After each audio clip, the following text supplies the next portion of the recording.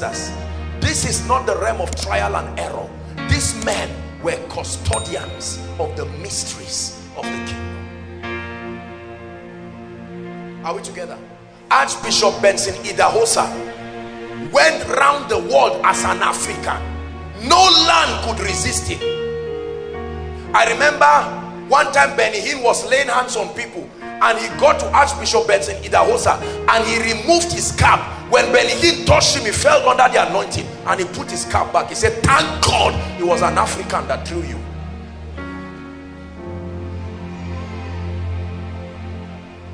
I remember one crusade that they were having together with Hinn, and Hinn was praying, trying to charge the atmosphere, and rain wanted to fall. Idahosa came and collected the mic. He said, rain is falling.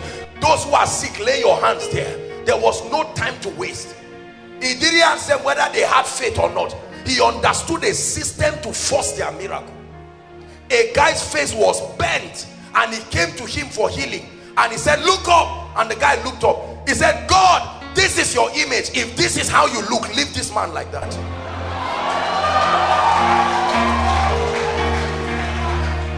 Custodians of the ordinances. Now, some of you, it's a shame that some of us are just hearing this for the first time. Yet this is our spiritual heritage. When you start training children from primary school, you teach something called social studies. You teach them the history of their nation. You teach them the advantages of being a citizen of that nation. Why? You are preserving that sense of nationhood. We have lost that sense of spiritual nationhood. We do not understand the extent, and that's why our faith is not strong, because we are not familiar with the dealings of God.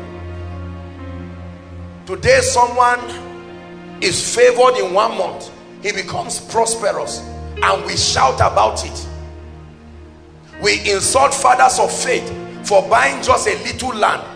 Have you not read about Alexander Dewey? He was not elected, but he was the spiritual mayor of Illinois. He built a city single-handedly. He was not just a prophet, he was a multi-millionaire. It was said his wealth was so mysterious, people became afraid. He built a city. Well, his opinions had their issues here and there, but he built a city with a hospital in it.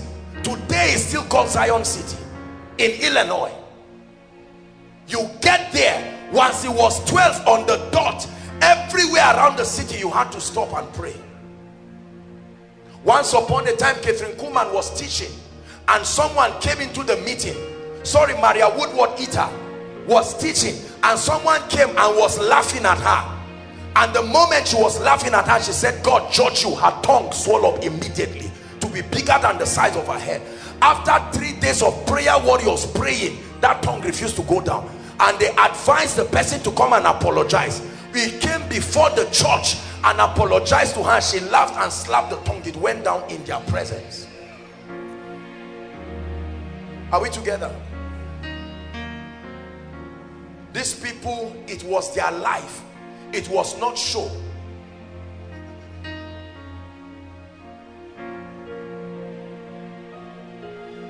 William Branham would stand for hours and watch a congregation and not say anything, because he said he was waiting for his angel to come.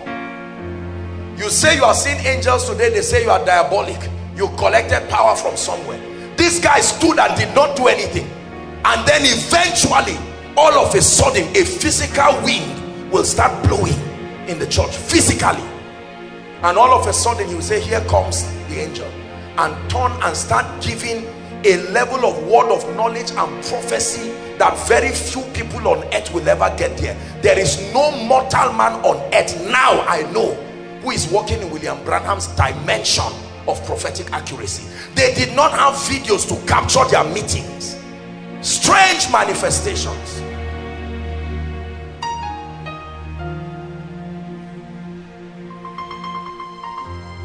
But something happened. As powerful as these moves are, the children had the opportunity to learn without guessing. They had the opportunity to learn without trying. With the little dimension of grace that God has exposed to me, I've had the privilege of teaching people with a level of accuracy according to what God has given, and have watched a reproduction. Imagine that you were mentored by Smith Wigglesworth. Imagine he told you what God taught him. Imagine what happened to him when he went to heaven. Imagine that he told you. Imagine that you stood side by side with him. They brought somebody with a condition called an alligator skin, where his skin, the top skin, had rot, and they brought him before A. Allen. A. Allen looked at him and laid his hands and removed the old skin, like that, like you remove another hand and a new hand appears, and he threw it away. Jacob, one of the greatest manifestors of the faith of God. I watched this. It's not like they told me. They brought someone with cancer and he sat down on a chair. He looked at the neck. He held the cancer and removed it. Did you hear what I said? Not that he held it and it went down. He removed it. Everybody see, I'm holding it. Shame on the devil. In Smith Wigglesworth's book, his own confession, that one time a spirit appeared in his room. Devils appearing in his room, and the room was shaking and rocking, and he came out. When he came out, he looked at the parlor and he saw a spirit sitting, and he turned back. Don't waste my time. He went to go and sleep. Not pray, not fast, not bind, sleep. I thought it was an angel that brought a message, but since it's you, Satan, enjoy the chair and go back. This is not, I claim I am powerful. This is a settled, this is truly the seated in heavenly places mentality.